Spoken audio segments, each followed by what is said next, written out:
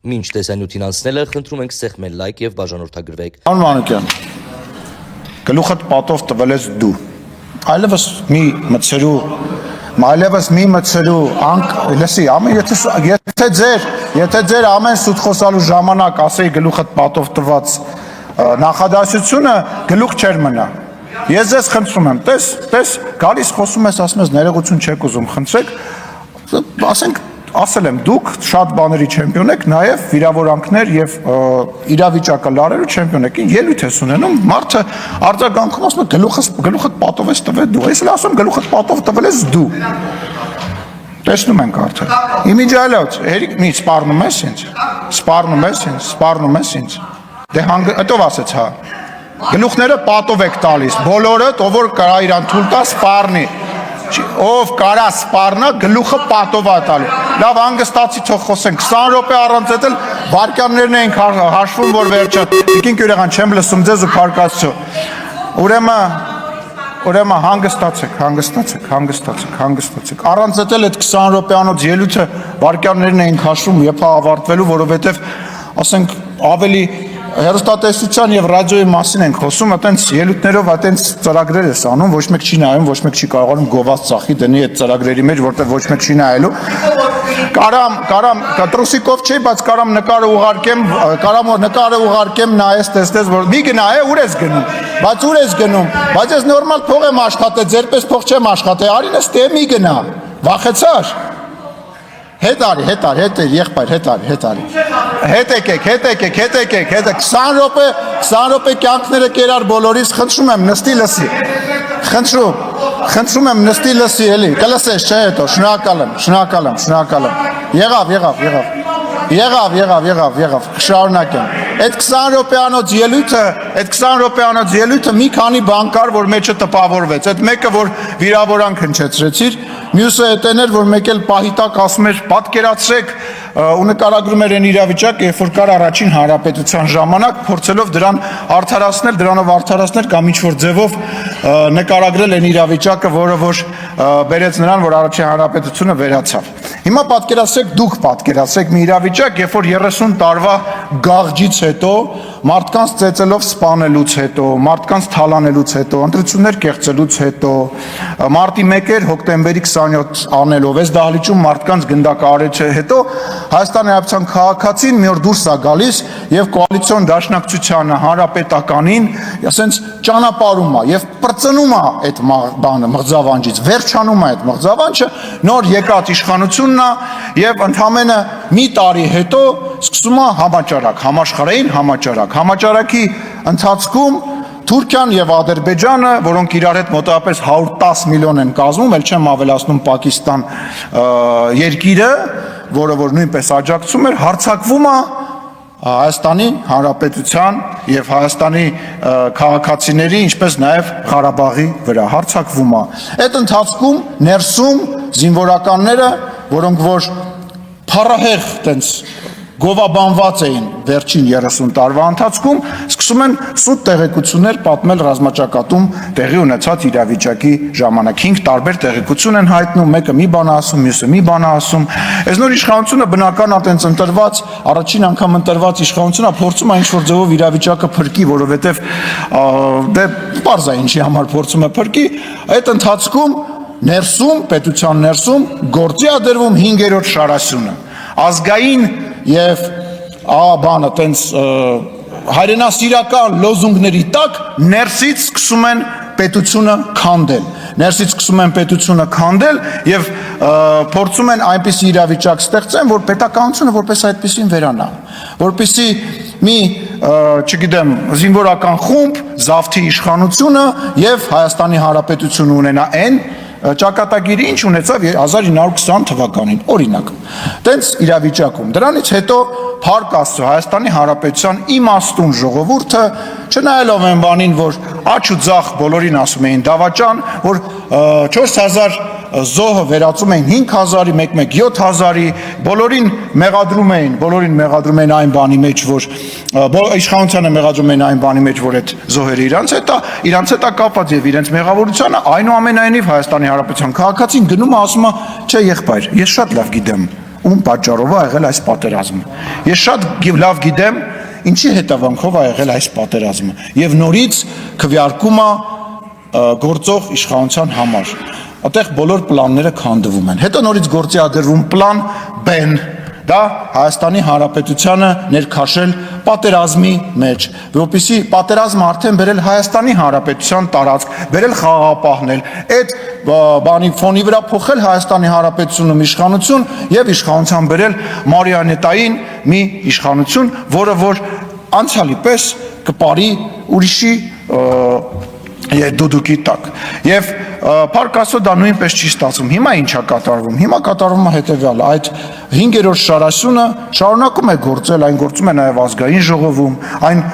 փարոսիկների պես համահունչ աշխատում է հակառակորդի հետ, մեկ-մեկ ռուսերեն լեզվով, ինչպես նաև օրինակ ես ենթադրում եմ, որ ինչ որ դրվագներ, որը որ քիչ առաջ հնչում էր, ռուսերեն լեզվով է եկել այդ դրվագները եւ թարգմանվել եւ գեղեցիկ հայերենով փորձ է արվել ներկայացվել։ Դրա համար, գիտեք ինչ, տեքստը պետք է ինչ որ ձևով բռնի մարդուն, դրա համար երբ որ լավ չես թարգմանում այդ տեքստը, ասենք Google Translate-ով ես թարգմանում կամ լավ չես տիրապետում, այսինքն մի հատ այդ 20 րոպեանոց անիմաստ տեքստերից է ստացվում, որը որևիցե բանի չի բերում։ Իսկ դուք իշխանություն չեք ուզում վերցնեք, ընդդիմությունը չի ուզում իշխանություն վերցնի եւ դրա ապացույցները շատ են։ Ենթադրենք, եթե ուզում եք իշխանություն վերցնեիք, ինչ էր պետք Վազգեն Մանուկյանին բերել։ Երբ որ մեզ ասում եք աթոռից կարճած, բայց եթե այդ աթոռը տենց լավն է, 2020 թվականի ավարտին այդ աթոռը տենց լավն էր, ինչի ոչ մեկ չհամարձակվեց այդ աթոռը վերցնի, Վազգեն Մանուկյանին բերեցիք։ Որովհետև այդ իշխանությունը չէիք ուզում վերցնեիք, 2020 թվականից հետո իշխանությունը փողոցում գցած էր։ Դուք չվերցրեցիք այդ իշխանությունը, որովհետև պետք չէր, պատասխանատվություն էր։ Հետո էլ չուզեցաք վերցնեք, որ դրա համար բերեցիք Կանադայի քաղաքացուն, որպեսզի իշխանություն չվերցնեք։ Դուք չեք ուզում իշխանություն վերցնեք, առնվազն միջև այս պահը դուք չէիք կարողանում ու չէիք ուզում վերցնեք, որովհետև պատասխանատվություն է, բայց հետո ինչ եք անելու։ Կանգնելու եք ասեք նախկիններն են մեղավոր, մենք մարդիկ չեն հավատալու, որ մենք ենք մեղավոր, որովհետև մասնակից են եղել այդ ամեն ինչին եւ քվեարկել են։ Դուք իշխանություն չեք ուզում վերցնեք նաեւ հիմա։ Չեք ուզում։ Ձեր նպատակը հաջորդ ազգային ժողովում հայտնվելն է։ Այդ ելույթները, որ գալիս եք 4 տարի, 5 տարի այդ նույն բանը ասում եք։ Ինձ ձեզ թվում է, բացի ձեր կողքի շրջապատում հավաքվածները ինչ որ մարդ ավելանվել է, այն մարդը, որը մեզ ընտրել է եւ ինչ որ բանի հետ կապված միգուցե վաղը մեզ չի ընտրելու, ձեզ չի ընտրելու։ Գնալու է երրորդ մեկին ընտրի,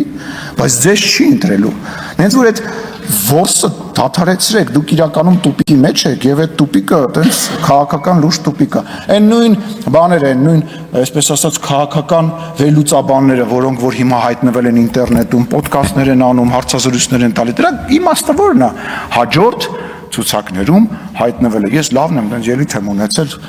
այսօրվա իշխանությանը քննադատել եմ, ինձ էլ վերցեք։ Հիմա հարգելի քաղաքացիներ, մրցույթը սկսված է։ Ով կհայտնվի ընդդիմության հաջորդ ցուցակներում եւ այն ամեն ինչ որ դուք տեսնում եք հեռուստատեսությամբ, ինտերնետով եւ մնացածով, ուղղակի առաջարկ է։ Մարդը գալիս է առաջարկում, տեսեք, ես կարամ այսինչ բանը ասեմ իշխանությանը եւ ինձ էլ վերցեք ձեր ցուցակ։ Խնդրեմ, շարունակեք ձեր մրցույթը։ Ես վստահ եմ, որ շատ մարդիկ այլևս հաջորդ ազգային ժողովում այդտեղ չեն լինելու, ինչ որ նոր մարդիկ կհայտնվեն եւ դա նորմալ է ժողովրդաբար իշխանության պարագայում։ Այնուամենայնիվ ինչ վերաբերում է դաշնակցության, ասում էր դաշնակցությանը փակել, ինչ որ սես բաներ խոսում, այն ինչ որ անում է դաշնակցության հայաստանյան այն կազմը, որը որ այսօր կա նաև Հայաստանում դաշնակցության փակման գործում չի արել որևիցե մեկ։ Այն ոնց որ դուք վարկաբեկել եք ու վարկաբեկում եք դաշնակցությանը, ոչ մեկ չի արել։ Դուք հայտնվել եք դաշնակցականները ազգային ժողովում, ուղղակի այդ պատերազմից հետո Հայաստան դաշինքի ֆորմատով Ռոբերտ Քոչարյանի դրամաբանության մեջ։ Ձեր կազմը, ձեր մասնակցությունը գնալով իջնում էր եւ էլի իջնելու է, ու դուք էլ դա լավ գիտեք, դա խայտարակություն է, շատ վատ է, դա իրոք տխրելու առիթ է, որովհետեւ մարդը 130 տարի քաղաքական դաշտում լինի ու գնալով իրան կորցնի։ Այնուամենայնիվ խնդիր ունեք եւ հաջորդ գումարման մեջ բնական է, որ այդքան ներկայություն չեք ունենալու, չգիտեմ ընդհանրապես կունենաք թե չեք ունենա, բայց վերադառնալով թեմային ես մի հարց ունեմ, էլի ձեզ հարգելի մեր հյուր, լսում եք, վայր ձեզ պարոն Հակոբյան, պարոն Հակոբյան, ոնց է ստացվում, որ որոշ հեռուստաալիքներ կարողանում են ցույց տալ նորագույն ֆիլմեր, այսինքն ես գիտեմ ոնց է ստացվում, բայց դրա դեմը պետք է առնել։ Տեսեք, արդարությունից եւ օրենքից խոսացող մեր լրատվամիջոցների, այսպես ասած, սեփականատեր լրատվամիջոցները ինչ են անում, վերցնում են նոր ֆիլմ, ենթադրենք 100 տարվա մենություն ֆիլմը, որը որ 2025 թվականի ֆիլմ է, ինչ որ երրորդական կազմակերպության հետ պայմանագիր են կնքում եւ որ իբր իրենք գնել են այդ ֆիլմը այդ կազմակերպությունից եւ առանց իրավունքները ունենալու ցույց են տալիս։ Ես ուզում եմ հասկանալ, ինչքան է տևելու այդ պիրատությունը այս արդար ընդդիմադիր հեռուստաալիքների կողմից։ Կրկնում եմ, պիրատությունը, գողությունը, արդար լուրեր տվող TV5, Երկիր մեդիա եւ այլ հեռուստաալիքների կողմից։ Ինչքան է այդ հանցագործությունը շարունակվելու եւ թոս փչոցին։ Իսկ ասելու շատ բան կա, վստահ եմ դուք էլ ինձ առիթները կտաք։ Շնորհակալություն։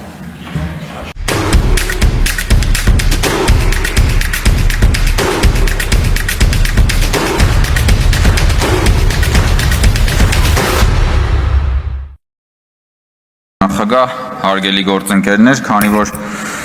պարոն Մանուկյանը շատ խոսեց անցյալի մասին եւ մեզ մեղադրեց անցյալը մոռանալու կամ ուրանալու մեջ, ես որոշեցի չմոռանալ անցյալը եւ հիշեցնել պարոն Մանուկյանի եւ Դաշնակցությանը մի քանի դրվագ։ Ես ուզում եմ հիշեցնել, որ այ որ Դաշնակցությունը այստեղ խրոխտ կերպով հանդես է գալիս որպես նվաճողական կազմակերպություն 90-ականներին, երբ որ Ղարաբաղում հայկական կողմը տարածքային ձեռքբերումներ էր գրանցում, այդ նույն Դաշնակցությունը Երևանի փողոցներում միտինգներ էր անում այսօրերի նման եւ պահանջում էր այն ժամանակվա իշխանության հրաժարականը եւ այն ժամանակվա իշխանությանն էր ասում դավաճան։ Այսինքն, բայ եթե այդքան դուք տենց հողեր նվաճող եք, բա այդ ժամանակ ինչ էիք խոսում, այդ ինչ ցույցեր էիք անում այդ ժամանակ, կամ որ ասում է դուք հրաժարվում եք անցյալից, դուք հրաժարվում եք մեր ինքնությունից, հա։ Բա այդ երբ որ Թուրքիայի նախագահը գալիս էր Հայաստան-Թուրքիա ֆուտբոլային խաղը նայելու, այդ ցեղասպանությունը ուրացողներ, խեիք ծիծեռնակաբերդի լույսերը անջատում։ Այ Արարատը ուրացողներ, ինչի եք հավաքականի մարզաշապիկից Արարատի պատկերը հանում։ Բայց սա դուք եք արել ձեր իշխանության ժամանակ, բա ուրացել եք, խեք ուրացել, հա։ Բա խեք ուրացել է, ձեզ թվում է մարդիկ մոռացել են։ Բախի եք դուք անցյալից հրաժարվում։ Ձեզ թվում է, որ այստեղ մարդիկ են նստած, ովքեր որ քաղաքական հիշողություն չունեն, չեն գալու ձեր երեսին ճպացնեն ձեր ապրած կյանքը։ Այդ ինչ անցյալից են, ուրացումից են խոսում, բա որ այսքան ասում ենք առաջին հանրապետություն, հանկարծ մեկին չթվա թե մենք Սիմոն Վրացյանին, Քաջազնունին, Խատիսյանին թիրախավորում ենք, ոչ։ Մենք ասում ենք այդ մարդիկ ժամանակի համար պրագմատիկ որոշումներ են կայացրել։ Բա խի եք ուրանում Սիմոն Վրացյանին, խի եք ուրանում Դաշնակցությանը, Քաջազնունին, խի եք ուրանում Խատիսյանին։ Բա այդ մարդիկ գնացել են կնքել են պայմանագիր Թուրքիայի հետ, որը կոչվել է բարեկամության եւ խաղաղության բարեկամության։ Հիմա եթե դուք մեզ մեղադրում եք Թուրքիայի հետ հարաբերությունները նորմանացնելը համարում եք դավաճանություն, ուրեմն դուք Խատիսյանին, Քաջազնունին, Վրացյանին համարում եք դավաճան։ Դուք ուրանում եք Խատիսյանին, Վրացյանին եւ մյուսներին, հետեւաբար դուք չեք իրական դա, դուք ուրացել եք Դաշնակցությունը։ Դուք ուրացել եք Դաշնակցության արմատները։ Այստեղ նստածները դուք ընդհանրապես բռնազավթել եք Դաշնակցության բրենդը եւ եկել այստեղ նստել եք ու բան Դաշնակցությունից եք խոսում, բայց Դաշնակցության ժառանգությունը հենց Վրացյանն է, Քաջազնունինն է, Խատիսյանն է, մյուսներն է, դուք ի՞նչ կապ ունեք Դաշնակցության հետ։ Դուք մերկանցիլ քաղաքական խմբակ եք, որոնք որ ամենատարբեր այս րոպեական քաղաքական շահի համար պատրաստ եք եղել ծիծեռնակաբերդի լույսերը անջատել ու այսօր եկել եք ցեղասպանությունից եք խոսում, մեզ էլ մեղադրանքները կնչեցնում։ Արարատից մենք ենք հրաժարվել, ասում եմ խեք շապիկից հեռացրել բանը, երբ որ Աբդուլլա Գյուլը եկել էր Հայաստան։ Հեսա լիքը բաներ եք ասել, կանադառնա։ Հա, Գեգամ Մանուկյանը ասում է,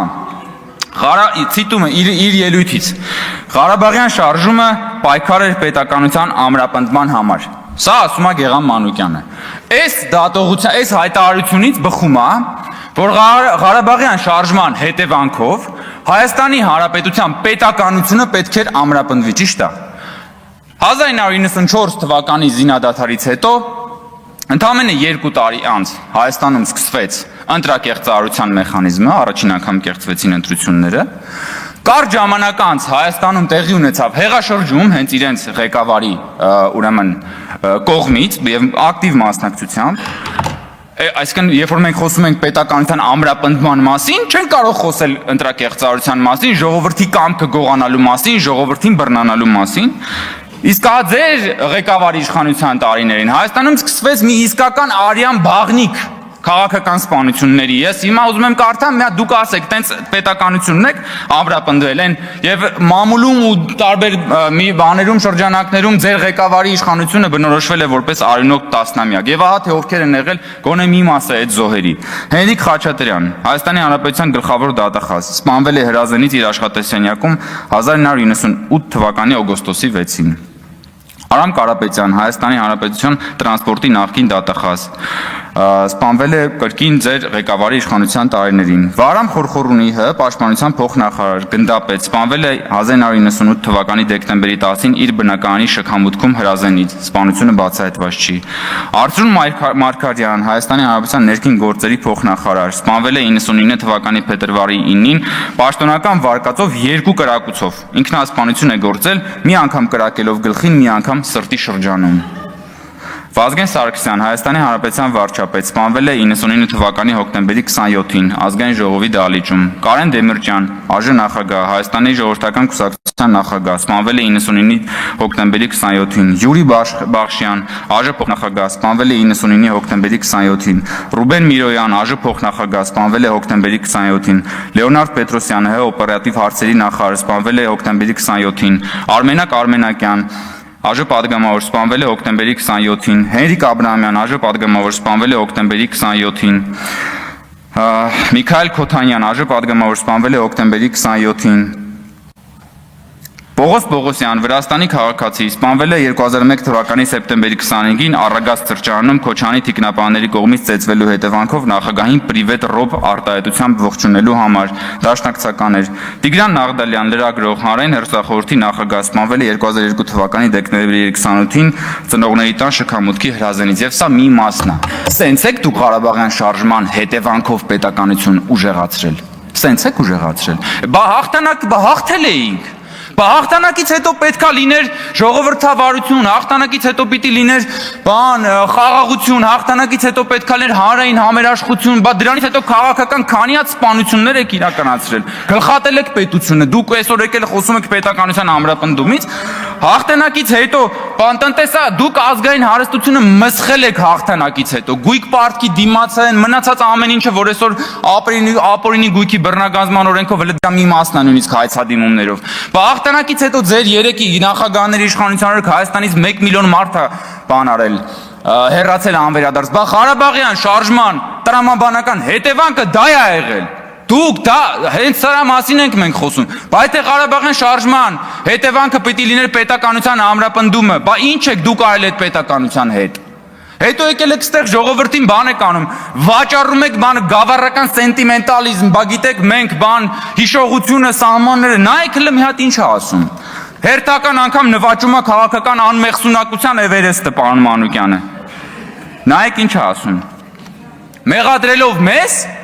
եւ որ մենք պաշտպանում ենք Հայաստանի ինքնիշխան սահմանները եւ Հայաստանի ուրեմն նաեւ քարտեզը, որը վարչապետը ցույց է տալիս, ասում է այսպիսով այս իշխանությունն ասում է մոռացեք այն ամենը ինչ դուրս է հայրենիքի քարտեզից։ Այսինքն դուք ինչ եք առաջարկում, որ այն ինչը որ Հայաստանի քարտեզից դուրս է, դրա հետ ինչ եք պատրաստվում անել։ Որն է ձեր առաջարկը։ Հերիքա ճամարտակ եք ժողովրդ տեսքով, եկեք Հայաստանի Հանրապետության քաղաքացիներին ասեք, դուք ինչ եք ուզում անեք։ Պատրաստվում եք հարձակվել Հայաստանից այս քարտեզից դուրս որևէ կողմի վրա, պատրաստվում եք դա անել։ Եթե պատրաստվում եք դա անել, ում հաշվին եք դուք դա անում։ Ում հաշվին եք դուք պատրաստվում անել դա։ Հայտնի մի անգամ են հռոմեական հայտնի ավանդույթը այստեղ պատմել են, որ կամուրջի շինարարներին առաջինը, երբ որ կամուրջը առաջին անգամ շահագործվում էր, նրանց եւ նրանց ընտանիքի անդամներին կանգնեցնում էին այդ կամուրջի տակ։ Հիմա դուք երբ որ ասում եք ըստ էության, որ պատերազմ եք նախաձեռնել, դուք կանգնելու եք այդ կամուրջի տակ, դուք ինքներդ ձեր մաշկը դնելու եք այդ կամուրջի տակ, կամուրջը այստեղ ճակերտավորյա, թե չէ։ Մնացածը ժողովուրդ ուղակի ցնդաբանությունն է, ինչեր եք խոսում։ Ինչ հեքիաթի մեջ եք ապրում դուք։ Ձեզ թվում է դուք եք վիրավորում մարդկանց բանականությունը։ Ձեզանից ինչ հարեն ասեր։ Դուք վաճառել եք, դուք ես էլի այն անգամ ասեցի, դուք Արարատը մոնետիզացրել եք։ Հետո այդ նույն Արարատը, երբ որ Թուրքիայի նախագահը եկել է, հանել եք Հայաստանի հավաքականի շապիկից, գոնե մի եկեք այստեղ բան ձևացեք։ Կույս ձևացեք։ Ինչ վերաբերվում է մեր քննարկվող հարցին։ Այստեղ արձանագրվեց, ես ուզում եմ եւս մեկ անգամ արձանագրել։ Հայաստանում երբեք անկախացումից սկսած երբեք մամուլը այնքան ազատ չի եղել, որքան այսօր։ Դա ուղղակի դա աքսիոմատիկ ճշմարտություն է։ Հայաստանում չի եղել նման բան, որ ընդդիմությունը տիրապետի լրատվական դաշտի 90%-ին, իշխանությունը 10%-ին։ Հայաստանում երբեք չի եղել, որ ընդդիմությունը տիրապետի 10 պատիկ անգամ ավելի շատ ֆինանսական ռեսուրսի, քան իշխանությունը։ Եվ ի վերջո ես նորից ուզում եմ այդ հարցը տալ, պարոն Մանուկյանը գնաց։ Ուր է Սրբազանի հարցազրույցը։ Դուք խոսում եք այստեղ մամուլի ազատությունից, ասում եք, որ մենք ճնշում ենք եւ այլ, բայց ձեր Սրբազանը, որի հետևից դուք գնում էիք, որը Էմիլ Սրբազանի հետ ձեր քաղաքական հոգեհանգիստներ կազմակերպում, դուք էլ հորժարաբար մասնակցում եք դրան։ Հետո գնում է ձեր հերոստատեսությունում հարցազրույց է տալի, ձեր շեֆին մի երկու թթու բան է ասում, այդ մարդու հարցազրույցը բան է կանում։ Չնայած նայել մի եսիմից չի Ստալինա սիրտ ուզում, դուք երևի իր սրտի հենց ուզած լրատվամիջոցներ, այդ չի հարցը, բայց դուք փաստացի ինքներ եք խտրականության եք դիմում բանի նկատմամբ։ Եվ մի հատ ուրիշ ներողություն հիմա ավարտում, մի հատ ուրիշ պարադոքս կա, սիրելի գործընկերներ։ Ուրեմն այս ընդդիմությունը, խորհրդարանական ընդդիմությունը մեղադրում է իշխանությանը, որ իշխանությունը իրենց հետապնդում է, լցնում է բանտերը եւ չի թողում, որպեսզի իրենք քաղաքական գործունեությամբ զբաղվեն, եւ կան այլ ընդդիմադիր գործընկերներ, ովքեր մեղադրում են իշխանությանը, որ իշխանությունը իրենց չի լցնում բանտերը, չի բռնում, չի հետապնդում, որպեսզի իրենք քաղաքականությամբ զբաղվեն։ Եվ քանի որ այս երկու մեղադրանքն էլ կա, ես գալիս եմ այն համոզման, որ իշխանությունը ամեն ինչ անում է շատ ճիշտ, եւ իշխանությունը հիմնվում է սկզբունքների վրա։ Եվ սա է իրականությունը։ Եվ նորից եմ ասում, Հայաստանի Հանրապետությունում երբեք մամուլն այսքան ազատ չի եղել, Հայաստանի Հանրապետությունը երբեք այսքան ժողովրդավար չի եղել, Հայաստանի Հանրապետությունը երբեք այսքան մեծ շանս չի ունեցել սեփական ինքնիշխանության պաշտպանության համար, ահա թե ինչու աղմկում է խորհրդարանական ընդդիմությունը։ Շնորհակալություն պարոն Կոնջյան, Տիկին Վարդան, ես անկեղծ չեմ հասկանում, ոնց կարելի է, որ մարդը ամբիոնից զոհված մարդկանց անուններ է տալիս, ասենց ժպիտը դեմքին նստել եւ վայելել, որ այսօրը Վազգեն Սարգսյանն է սպանվել, Խորխորունին է սպանվել, անենց եք ժպտում, ես ասենք զարմացած եմ, էլի, ասենք այդ ծիծաղն ու ժպիտը զոհերի անունները տալու հետ կապված, ամոթ է, էլի, ամեն ինչ իր չափ ու ցինիզմն էլ իր չափ ու սահման